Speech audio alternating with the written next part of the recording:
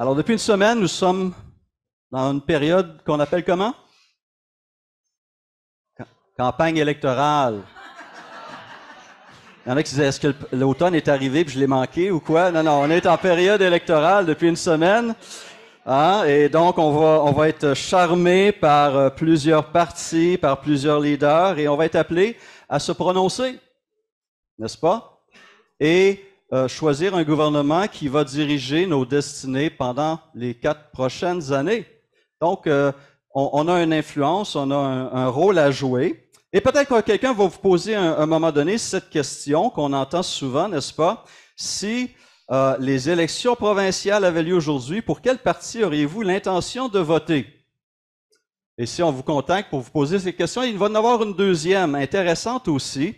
Lequel des chefs de partis politiques provinciaux suivants ferait le meilleur premier ministre du Québec? Et on a ici une liste des principaux chefs de partis. Mais la question qu'on va poser à ces deux, la réponse qu'on va donner à ces deux questions va déterminer, va influencer nos vies, n'est-ce pas? Va orienter nos choix lorsque nous allons passer aux urnes. Mais j'aimerais qu'on puisse se poser une troisième question, une question de suivi par rapport à la deuxième. Pourquoi croyez-vous qu'un tel ou une telle ferait un meilleur premier ministre? Sur quelle base, selon quels critères allons-nous faire un choix dans quelques semaines? Cette question est importante. Comme je l'ai dit, elle va influencer notre vie collective pendant 4 ans. Donc, ça demande une réflexion sérieuse. Nous sommes appelés à choisir un leader. Dieu choisit constamment des leaders serviteurs pour son Église. Et il le fait selon des critères très précis, très clairs. Que ce soit pour choisir un pasteur ou un ancien. Des diacres, c'est plus que simplement un téléphone, je vous le garantis. Il y a peu plus de travail qui est fait. Ou un responsable de ministère. Quels critères l'Église aura-t-elle utilisé? Quels critères Dieu a à cœur pour ses responsables et ses serviteurs? Parce qu'on ne peut pas se permettre de les ignorer parce que la santé et la prospérité spirituelle de cette communauté en dépend. Alors, quels sont ces critères? Fondamentalement, elles sont au nombre de 2. Et ce matin, je vous invite à regarder un texte avec moi dans le psaume 78 qui met en lumière ces 2 critères fondamentaux.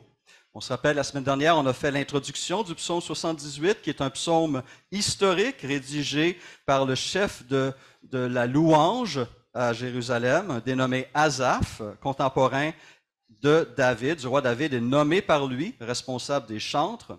Et il était lui-même un compositeur et il a entre autres rédigé, écrit, composé le psaume 78 qui nous donne un aperçu historique d'Israël.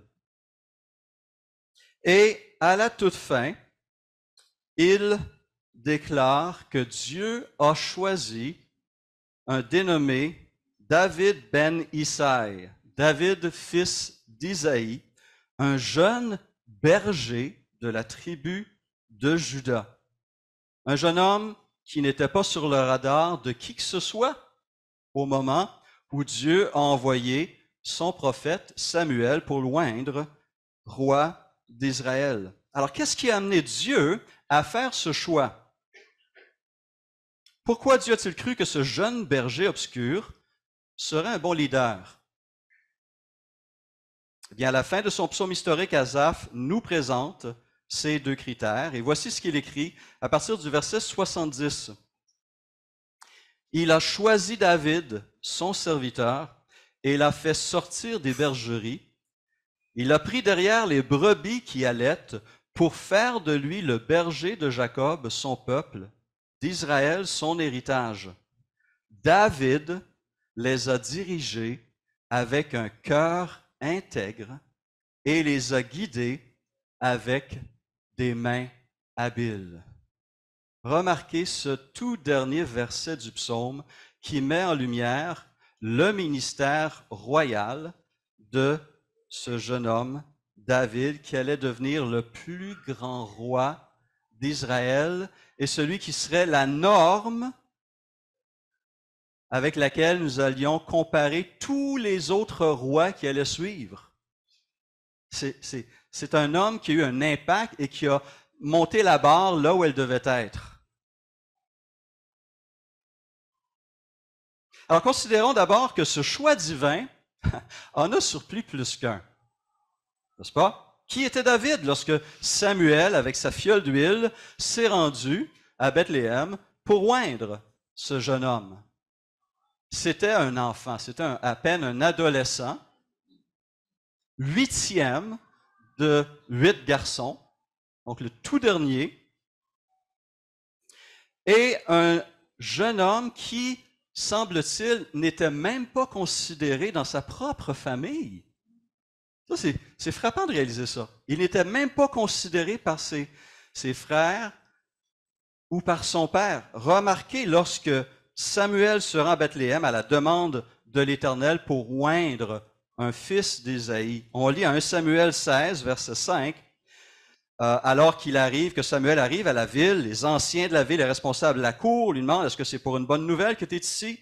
Et Samuel répond, je viens pour offrir un sacrifice à l'Éternel, consacrez-vous et venez avec moi au sacrifice. Il fit aussi consacrer Isaïe et ses fils et les invita au sacrifice. Lorsqu'ils entrèrent, Samuel se dit en voyant Éliab, certainement celui que l'Éternel désigne par onction est ici devant lui. Mais l'Éternel dit à Samuel, ne prête pas attention à son apparence et à sa grande taille, car je l'ai rejeté. C'est intéressant ici de noter que même Samuel, un serviteur de Dieu, un prophète, regardait ce qui frappe les yeux. Hein? L'homme a la carrure, il a l'air d'être fort, c'est un grand, hein? Certainement parce qu'il a la carrure, il a le physique, il est la personne. Dieu dit non. Il ajoute, en effet, l'Éternel n'a pas le même regard que l'homme. Second 21, j'aime la version. L'Éternel n'a pas le même regard que l'homme. L'homme regarde à ce qui frappe les yeux, mais l'Éternel regarde au cœur. OK, on passe au suivant. Ésaïe appela Abinadab et le fit passer devant Samuel. Samuel dit, l'Éternel n'a pas non plus choisi celui-ci. Isaïe fit passer Shama et Samuel dit, l'Éternel n'a pas non plus choisi celui-ci. Isaïe fit passer 7 de ses fils devant Samuel et Samuel dit à Isaïe, l'Éternel n'a choisi aucun d'eux. Puis Samuel dit à Isaïe, tous tes fils sont-ils là? Et la réponse du papa, et il reste encore le plus jeune, mais il garde les brebis. Lui, il n'était pas si important ça, c'est le bébé, c'est le cadet, puis il doit s'occuper des brebis. Mais là, écoute, t'en as 7 devant toi, il me semble, tu as le choix. Le père même de David ne faisait pas grand cas de son fils, de son dernier. Et lorsqu'on lit la suite du récit, on constate que les frères de David non plus n'avaient pas une grande estime pour leur frère cadet. Un exemple, lorsque Isaïe envoie justement David au front parce que les Philistins veulent livrer combat contre l'armée d'Israël. 3 des fils d'Isaïe se rendent au front, sont recrutés par le roi Saül et sont à la ligne de front. David est envoyé et pendant qu'il arrive, il voit ce géant philistin qui se moque non seulement d'Israël et de son armée et de son roi, mais se moque du Dieu d'Israël. Et David entend ça, puis il pose des questions aux autres soldats. Il dit, qu'est-ce qui se passe? Pourquoi il dit ça? Qu'est-ce qu'on fait? Et on a alors cette réaction d'Éliab, le frère aîné de David. L'ayant entendu parler à ses hommes, il fut enflammé de colère contre lui. De quoi tu te mêles, toi le cadet? Retourne derrière tes brebis. Mais il va plus loin. Il dit ceci à son frère, Éliab dit ceci à David, « Je connais ton orgueil et la méchanceté de ton cœur. » Eliab croit être capable de lire le cœur de David. Et le reste du récit nous montre qu'il se trompe, mais complètement. Il ne sait pas de quoi il parle. Et son ton était particulièrement méprisant envers son propre frère. Et donc, on voit ce jeune homme, à peine adolescent, méprisé, ignoré par son père, méprisé par son frère aîné, peut-être par les autres aussi.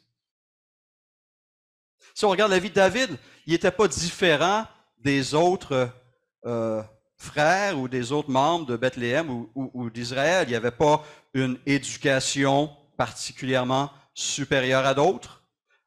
Et même, il était peut-être trop jeune pour faire des choses que les grands frères de David faisaient, pour être recruté pour livrer combat contre les Philistins. Il y a cette scène assez, je trouve, très amusante, 1 Samuel 17, lorsque l'écho de ses paroles et sa réaction de cœur aux insultes du Philistin se rendent jusqu'au roi Saül. Le roi Saül le fait venir et il discerne que Dieu veut agir et parle à travers ce jeune homme. Il veut lui donner tout son équipement militaire. Et David, voilà, se fait habiller par toutes ces choses, une longue épée, une casque et je ne sais trop. Et lorsqu'il essaie de marcher, il n'est pas capable. Il est trop petit, ou il n'a pas l'habileté, il n'est pas un homme de guerre. Il ne sait pas comment se battre avec tout cet équipement-là. Et donc, selon les critères humains, ce jeune homme n'avait pas grand-chose à son actif. Selon les critères humains. Est-ce qu'on connaît quelqu'un d'autre comme ça qui a été jugé par ses contemporains? Ah, n'est-ce pas?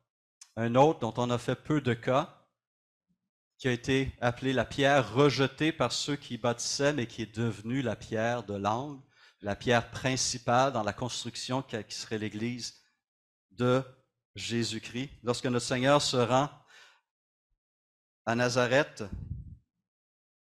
et qu'il se met à enseigner, et évidemment sa réputation l'a précédé, voici comment ses concitoyens réagissent en Matthieu 13, 54. Ceux qui l'entendirent étaient étonnés et disaient: d'où lui viennent cette sagesse et ces miracles?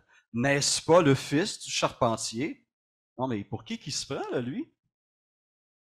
Enseigner comme ça, puis s'attribuer toutes sortes de choses. N'est-ce pas Marie qui est sa mère, Jacques, Joseph, Simon et Jude, ne sont-ils pas ses frères et ses sœurs, ne sont-elles pas toutes parmi nous?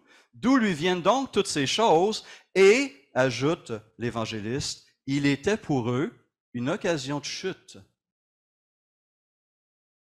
C'était un des leurs qui venait de chez eux, mais qui disait des choses incroyables, mais on refusait de reconnaître ce qui était en lui et ce qui l'animait. Alors juste cette petite note me fait réfléchir que pour nous aussi, si on se sent parfois disqualifié pour le service, pour différentes raisons, que ce soit parce que je n'ai pas une prestance physique, en passant, parlant de prestance physique, notre Seigneur aussi, apparemment, ne frappait pas le regard plus que les autres. En fait, rappelons-nous cette parole d'Ésaïe 53. Il s'est élevé devant lui comme une faible plante, comme un rejeton qui sort d'une terre desséchée. Il n'avait ni beauté, ni éclat pour attirer nos regards, et son aspect n'avait rien pour nous plaire. Alors si dans cette époque contemporaine où l'image doit dominer, on aurait éliminé David, on aurait éliminé le Seigneur. C'est pas ça qui prime. C'est pas ça qui est important. C'est pas nécessairement, quoique c'est utile, des connaissances ou une formation. Mais ce qui est primordial selon le Seigneur, ce qui est fondamental, c'est le cœur. Un cœur intègre. Un cœur consacré. Un cœur total pour le Seigneur. Un cœur entièrement consacré. Et à cette lumière, David avait retenu l'attention de l'Éternel. David avait donné son cœur. Il s'était consacré totalement au Seigneur, que ce soit derrière les brebis ou dans toute autre tâche que Dieu allait lui confier, son cœur était entier. Et c'est pourquoi Samuel, comme le père, comme les frères, se sont trompés en regardant l'apparence physique de David ou toute autre chose extérieure dans un premier temps. Ce qui comptait aux yeux de Dieu n'est pas l'apparence physique, la grande taille, la force qui se dégage. L'Éternel n'a pas le même regard que l'homme, dit l'Éternel. L'homme regarde à ce qui frappe les yeux, mais l'Éternel regarde au cœur. Si nous voulons servir le Seigneur, si nous voulons que notre vie ait un impact pour Dieu, pour son Église, si on veut être utilisé par Dieu, ce que Dieu va regarder, c'est l'état de notre cœur.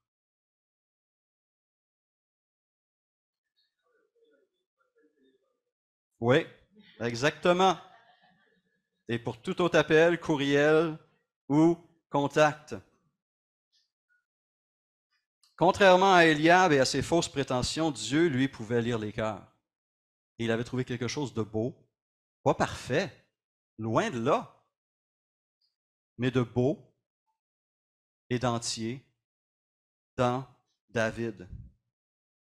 Et il avait vu, et ça avait été confirmé, que ce jeune berger insignifiant avait ce qu'il fallait pour servir son maître, un cœur intègre et un cœur bien disposé, un cœur entièrement consacré à son Dieu. Et cela se voit lorsqu'il enlève cet équipement de soldat et qu'il prend simplement son sac, quelques pierres, une fronde, on voit sur quoi il s'appuie. David dit aux Philistins, « Tu marches contre moi avec l'épée, la lance et le javelot? Moi, je marche contre toi au nom de l'Éternel, le Maître de l'univers, au nom du Dieu de l'armée d'Israël que tu as insulté. Aujourd'hui, l'Éternel, pas moi, l'Éternel va te livrer entre mes mains, je t'abattrai, je te couperai la tête. Aujourd'hui, je vais donner les cadavres du camp des Philistins aux oiseaux du ciel et aux bêtes sauvages. Toute la terre saura alors qu'Israël a un Dieu. Et toute cette assemblée saura que ce n'est ni par l'épée, ni par la lance que l'Éternel sauve. En effet, la victoire appartient à l'Éternel et il vous livre entre nos mains. Constamment, toute la ligne, c'est l'Éternel, l'honneur de Dieu qui était sa préoccupation la plus importante. Pas sa réputation, pas des gains quelconques. Diriger est une affaire de cœur. Servir est une affaire de cœur. Le premier commandement nous le rappelle. Tu aimeras le Seigneur ton Dieu de tout ton cœur, de toute ton âme, de toute ta pensée et de toute ta force. Le cœur de David battait pour l'Éternel. Et ce qu'il faisait, c'était pour protéger l'honneur de son Dieu et honorer son Dieu. Diriger, servir est d'abord une affaire de cœur et une question d'intégrité. Et c'est naturellement devenu un critère universel. Dieu désire d'abord et avant tout un homme au caractère intègre plutôt qu'un homme simplement compétent. Encore une fois, on va parler de ce deuxième volet. Il y a un deuxième volet qui est aussi important. Mais le premier qui est souligné, c'est ce qui est à l'intérieur de cette personne. Son cœur et son intégrité. Je vous ai déjà partagé cette conversation que j'avais eue avec un comptable, un chrétien. On siégeait sur le conseil d'administration de l'Union baptiste à un moment donné. Et il me parlait, on parlait des candidats qu'on cherchait, puis il me racontait comment dans son domaine à lui, souvent, sa firme embauchait des personnes, hommes et femmes, à cause de leurs compétences. Ils étaient compétents, ils avaient l'éducation, la formation, l'expérience, mais s'ils devaient les renvoyer, ce n'était pas à cause de leurs compétences, c'était à cause de leur caractère. Ce qu'on bâtit d'un côté, si le caractère n'est pas là, on va le démolir de l'autre. Notre caractère est fondamental.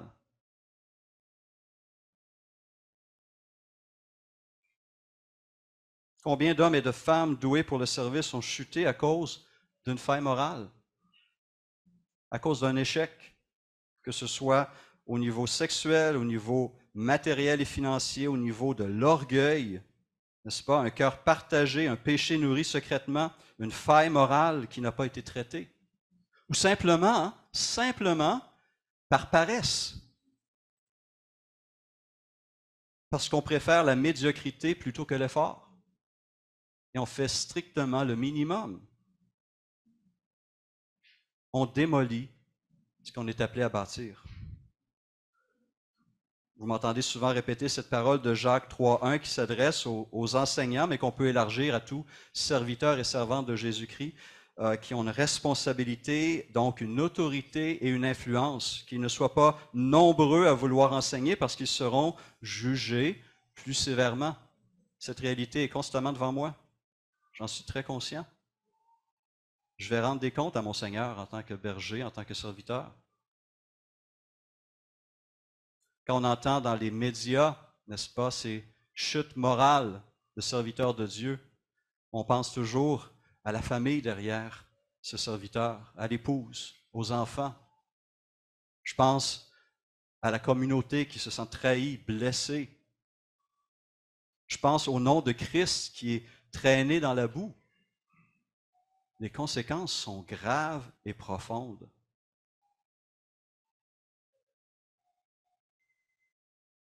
Un cœur intègre est une qualité essentielle et elle est demandée à tous, en fait, qui désirent servir ou diriger.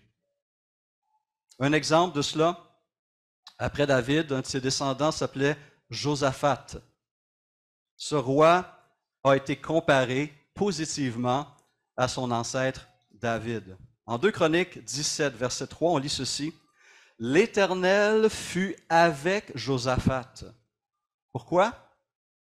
Parce qu'il marcha sur la voie que suivait son ancêtre David au début et qu'il ne consulta pas les Baals, les faux dieux, les idoles. C'est en effet au Dieu de son ancêtre qu'il eut recours et il suivit ses commandements sans imiter ce que faisait Israël.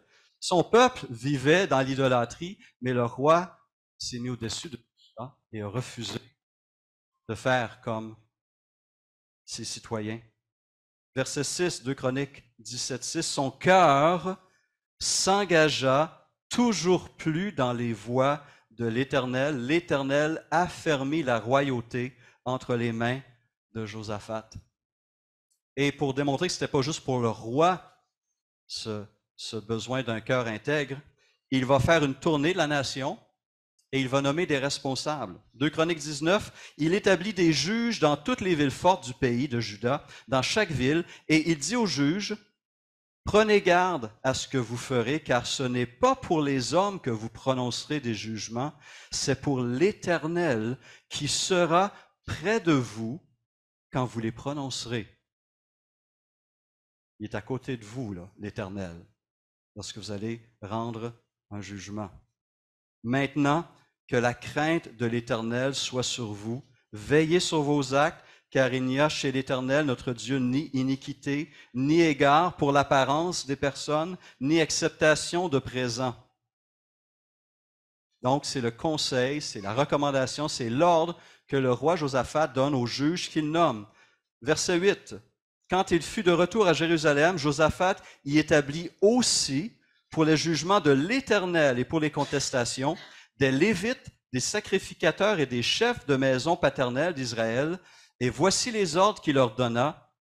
Vous agirez de la manière suivante, dans la crainte de l'Éternel, avec fidélité et avec intégrité de cœur. Et avec intégrité de cœur. L'état de notre cœur est primordial aux yeux de Dieu et sera primordial dans la qualité du service, que ce soit dans notre foyer, en tant que mari ou épouse, en tant que parent, que ce soit dans notre milieu de travail, en tant qu'employé, que ce soit dans notre Église ou dans notre société, gouvernement ou ailleurs. la qualité de notre cœur, un cœur transformé, renouvelé, consacré, vendu à Christ, va faire toute la différence et va attirer la bénédiction du Seigneur. Et je le répète, ce n'est pas seulement pour ceux qui sont en autorité, c'est pour tout disciple de Jésus-Christ. Voici ce que Paul écrit à des esclaves, des serviteurs, en Colossiens 3, 22, je vous lis les versions Sommeur. Esclaves, obéissez à tout point à vos maîtres terrestres, et pas seulement quand on vous surveille, comme s'il s'agissait de plaire à des hommes, mais de bon gré, parce que vous révérez le Seigneur. La qualité de mon travail professionnel, de ma vie séculière, est aussi importante aux yeux de Dieu et va avoir un impact. Car vous savez que quel que soit votre travail, faites-le de tout votre cœur, et cela par égard pour le Seigneur et non par égard pour des hommes, car vous savez que vous recevrez du Seigneur comme récompense l'héritage qu'il réserve au peuple de Dieu. Le Maître que vous servez, c'est le Christ. D'abord et avant tout, avant mon maître ou mon patron humain, j'ai un maître divin qui est Jésus-Christ, et à qui je vais rendre des comptes aussi, autant pour la qualité de mon service dans mon foyer, dans mon travail, que dans mon Église. Plus tard, lorsque David sera calomnié par un benjaminite du nom de Couche, il va écrire ceci dans le psaume 7, verset 8. « Juge-moi, Éternel, conformément à ma justice et à mon intégrité. » Il se savait innocent des accusations que ce dénommé Couche portait contre lui, et il invite Dieu à le juger. Son intégrité était sa force. Psaume 26, verset 1er. « Rends-moi justice, Éternel, car je marche dans l'intégrité. Je me confie en l'Éternel, je ne faiblis pas. » Et cette intégrité va être bénie par Dieu. Psaume 41, 12. « Tu m'as soutenu à cause de mon intégrité et tu m'as établi pour toujours dans ta présence. Béni soit l'Éternel, le Dieu d'Israël, d'éternité en éternité. » Et cette intégrité va être une source d'assurance pour chacun d'entre nous. Proverbe 10, celui qui marche dans l'intégrité marche avec assurance. Et celui qui prend des voies tortueuses sera découvert. Plus encore, il va être aussi une bénédiction, celui qui marche dans l'intégrité, bénédiction pour sa famille et pour sa communauté. Le juste marche dans son intégrité, dit Proverbe 20, verset 7. Heureux ses enfants après lui. On voit l'importance de l'intégrité dans toutes les sphères de sa vie, de son existence. Et c'est pourquoi on trouve cette exhortation en Proverbe 4, 23. Garde ton cœur plus que toute autre chose, car de lui viennent les sources de la vie. Gardons notre cœur plus que toute autre chose. De lui viennent les sources de la vie. Lorsque Paul a dû se défendre devant le gouverneur Félix des sérieuses accusations que les chefs religieux juifs portaient contre lui, il va se défendre avec facilité, n'est-ce pas? Il va rejeter ces accusations et il va dire au gouverneur Félix, il dit, « Je sais que tu es juge de cette nation depuis de nombreuses années, c'est avec confiance que je prends la parole pour défendre ma cause. Comme tu peux le vérifier, il y a plus de 12 jours que je suis monté à Jérusalem pour adorer Dieu. Ni dans le temple, ni dans les synagogues, ni dans la ville, on ne m'a trouvé en train de discuter avec quelqu'un ou de provoquer un soulèvement de la foule. Ils ne peuvent pas prouver ce dont ils m'accusent maintenant. » Sa défense est là. Il n'y a pas de preuve. Et parlant ensuite de la résurrection à laquelle il croyait, il ajoute cette phrase. C'est pourquoi je m'efforce d'avoir constamment une conscience sans reproche devant Dieu et devant les hommes. Cela fait à peu près 25 ans que Paul sert son Seigneur. Il a voyagé à travers l'Empire romain à 3 reprises. Il pouvait encore dire devant ce gouverneur, je m'efforce toujours, mais je m'efforce régulièrement pour maintenir cette conscience irréprochable, à la fois devant Dieu, qui sonde les cœurs et qui rétribue, mais aussi devant les hommes.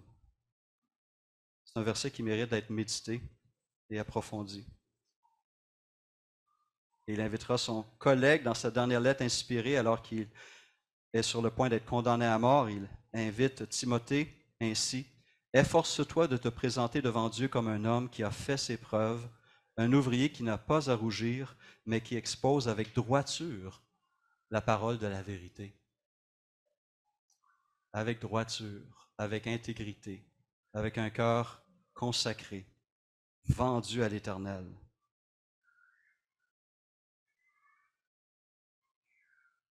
Parce que David avait un cœur entier pour son Dieu. Il a rencontré la plus importante des conditions pour devenir un dirigeant de cette nation. Son cœur appartenait à Dieu et il battait pour son Dieu et il était prêt à tout pour défendre l'honneur de son Dieu. Et c'est pourquoi cet homme a eu une place centrale dans l'histoire d'Israël, a marqué l'histoire d'Israël et notre histoire à nous, croyants, d'une manière exceptionnelle, parce que son cœur appartenait à Dieu. Et à travers cet homme, une nation entière a été bénie. Nos foyers ont besoin de maris et d'épouses au cœur consacré à l'Éternel. Nos enfants ont besoin de parents au cœur consacré à l'Éternel. Vos employeurs séculiers, incroyants, ont besoin aussi d'employés qui ont un cœur consacré, qui sont fidèles, intègres, qui ne volent pas, qui respectent leurs paroles, qui font le travail qui est demandé. L'Église a besoin de serviteurs et de servantes qui se donnent aussi pour le bien collectif, pour l'édification du corps de Christ. Le cœur intègre est une condition essentielle. Que le Seigneur nous travaille aujourd'hui, me travaille, nous travaille. Et j'invite cette communauté maintenant à baisser la tête et demander au Seigneur de le faire, justement. Prions.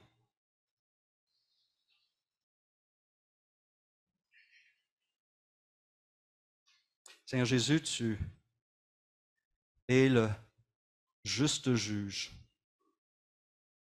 Rien n'échappe à ton regard. Tu nous connais mieux que nous-mêmes. Et à l'exemple de David, Seigneur, je prie pour moi et pour les membres de cette communauté. Sonde-nous, s'il te plaît, à nouveau ce matin. Sonde-nous à nouveau cette semaine. Examine nos voies, nos désirs, nos pensées, nos paroles et nos actions. Mets en lumière ce qui doit être changé. Affermis, Seigneur, ce qui réjouit ton cœur, s'il te plaît. Affermis nos pas, afin que nous puissions t'offrir un service qui fera ta joie et qui sera une bénédiction riche et durable pour ton peuple et pour notre société qui a besoin d'hommes et de femmes au cœur entier pour toi. Merci pour David. Merci